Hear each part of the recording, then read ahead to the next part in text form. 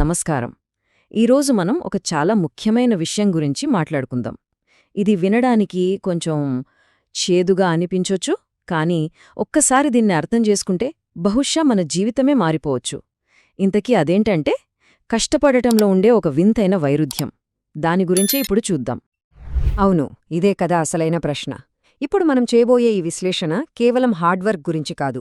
అసలు విషయమేంటంటే మన ఆలోచన విధానం, ఇంకా లివరేజ్ అనే ఒక కాన్సెప్ట్ గురించి. లివరేజ్ అంటే ఏంటో తెలుసా? సింపుల్గా చెప్పాలంటే తక్కువ కష్టంతో ఎక్కువ ఫలితం ఎలా సాధించాలి అనేది, మన శక్తిని పెంచుకోవడమన్నమాట. సరే, ఈ ఆసక్తికరమైన వైరుధ్యాన్ని ఇంకాస్త లోతుగా పరిశీలిద్దాం. సరే, ఈ కాన్సెప్ట్ని ఇంకా బాగా అర్థం చేసుకోవాలంటే ఒక చిన్న కథ చూద్దాం. రవి, అర్జున్ అనే ఇద్దరు వ్యక్తుల కథ.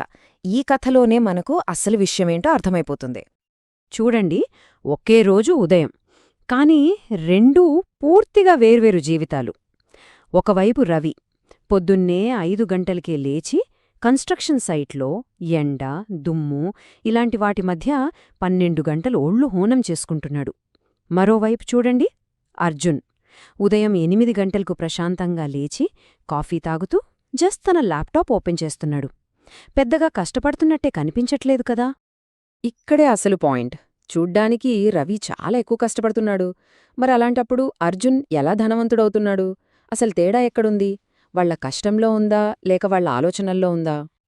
సరే, ఆ ప్రశ్నకు సమాధానం దొరకాలంటే మనం చిన్నప్పటినుంచి నమ్ముతున్న ఒక పెద్ద అపోహ గురించి తెలుసుకోవాలి. అదేంటంటే సమయానికి డబ్బు వల. ఈ ఆలోచనే చాలామందిని తెలియకుండానే ఒక వలలో బంధించేస్తుంది. ఈ మాట మనందరికీ తెలిసిందే కదా. నువ్వు సరిగ్గా కష్టపడితే ఏదైనా సాధించగలవు. చిన్నప్పట్నుంచి మన పెద్దవాళ్ళు, టీచర్లు అందరూ ఇదే చెప్తారు. ఇది మన మైండ్లో బలంగా ప్రింట్ అయిపోయింది. కష్టపడితే చాలు, సక్సెస్ వచ్చేస్తుందని గట్టిగా నమ్ముతాం. కానీ ఇక్కడే ఒక చిన్న ట్విస్ట్ ఉంది. అయితే ఆ మాట అబద్ధం కాదు, కానీ అది పూర్తి నిజం కూడా కాదు. అదొక అసంపూర్ణమైన నిజమన్నమాట. ఎందుకంటే ఆ నమ్మకంలో ఒక చాలా ముఖ్యమైన పాయింట్ మిస్ అయింది. చూడండి, రవి చాలా కష్టపడుతున్నాడు, అందులో సందేహం లేదు. కానీ అతను సంపాదించే డబ్బు అతను ఎన్ని గంటలు పనిచేశాడన్న దానిపైనే ఆధారపడి ఉంది. సింపుల్గా చెప్పాలంటే పని ఆగిపోతే డబ్బు కూడా ఆగిపోతుంది. ఇది జస్ట్ ఒక సమస్య కాదు, ఇదొక ట్రాప్, ఒక వల. ఆ వలనే టైమ్ ఫర్ మనీ ట్రాప్ అంటారు. రవి సరిగ్గా ఈ వలలోనే చిక్కుకుపోయాడు. అంటే అతను తన సమయాన్ని అమ్ముతున్నాడు. అతను ఎన్ని గంటల పనిచేస్తే అన్ని గంటలకు మాత్రమే డబ్బొస్తుంది. అంటే దాని అర్థమేంటి? అతను శారీరకంగా ఎంత కష్టపడ్డా సరే అతని సంపాదనకు ఒక లిమిట్, ఒక సీలింగ్ ఉంటుంది. దాన్ని దాటి సంపాదించడం చాలా కష్టం. మరి అర్జున్ సంగతేంటి? అతన్ని రవి నుంచి వేరుగా నిలబెడుతున్న ఆ ఒక్క విషయమేంటి? అదే లెవరేజ్ యొక్క శక్తి. అంటే తన కష్టాన్ని కొన్ని రెట్లు పెంచుకునే టెక్నిక్ని అర్థం చేసుకోవడం, దాన్ని వాడటం. ఇక్కడ తేడా చాలా స్పష్టంగా ఉంది. చూడండి, రవి మోడల్ ఏంటి? తన టైంని డబ్బు కోసం అమ్మడం. కాని అర్జున్ మోడల్ ఏంటి? ఒక సిస్టమ్ని క్రియేట్ చేసి దాని ద్వారా టైంని కొనడం. ఎలా అంటారా?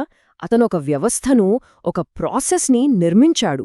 ఆ సిస్టమ్ అతని కోసం పనిచేస్తుంది, టెక్నాలజీని వాడుకుంటుంది, వేరే వాళ్ల నైపుణ్యాలను వాడుకుంటుంది.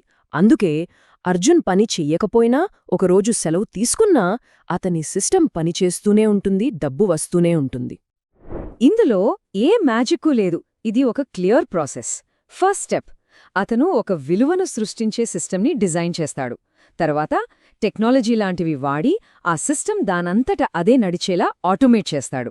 ఫైనల్గా దాన్ని మేనేజ్ చేయటానికి వేరే వాళ్లకు బాధ్యతలు అప్పగిస్తాడు.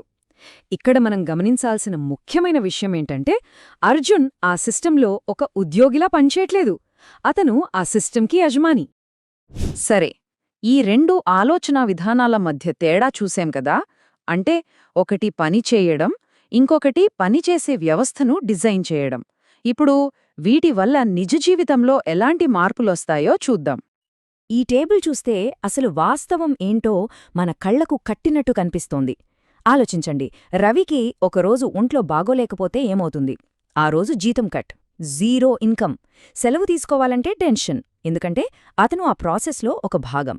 కాని అర్జున్, అతను ప్రాసెస్కి బయట ఉన్నాడు. అతను లేకపోయినా అతని సిస్టమ్ ఆటోమేటిక్గా నడుస్తూనే ఉంటుంది.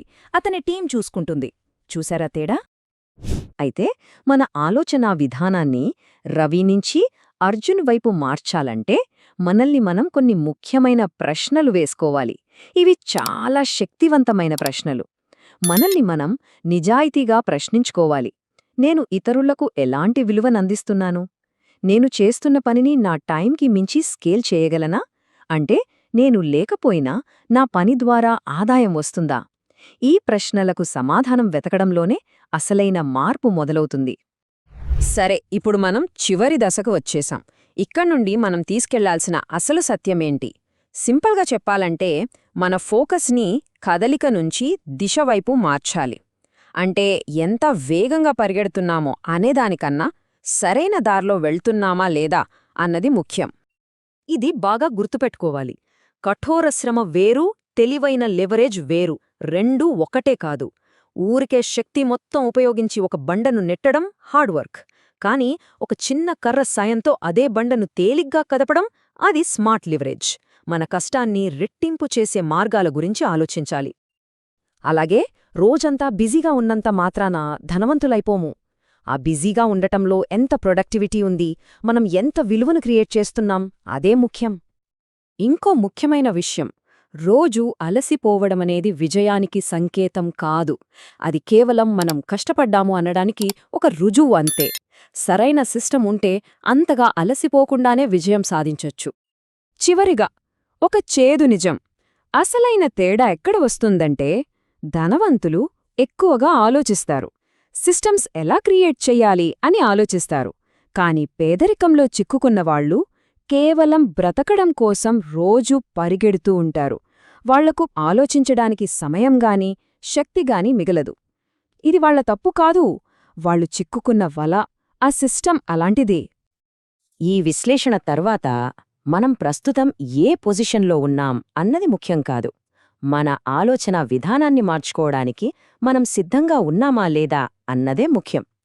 ఎప్పుడూ గుర్తుంచుకోండి, వేగంగా పరిగెత్తడం కాదు, సరైన దిశలో అడుగేయడం ముఖ్యం. మన ప్రయాణం నెమ్మదిగా ఉండొచ్చు, కానీ మనం వెళ్తున్న దారి సరైనదేనా? ఈ ఒక్క ప్రశ్న గురించి ఆలోచించండి.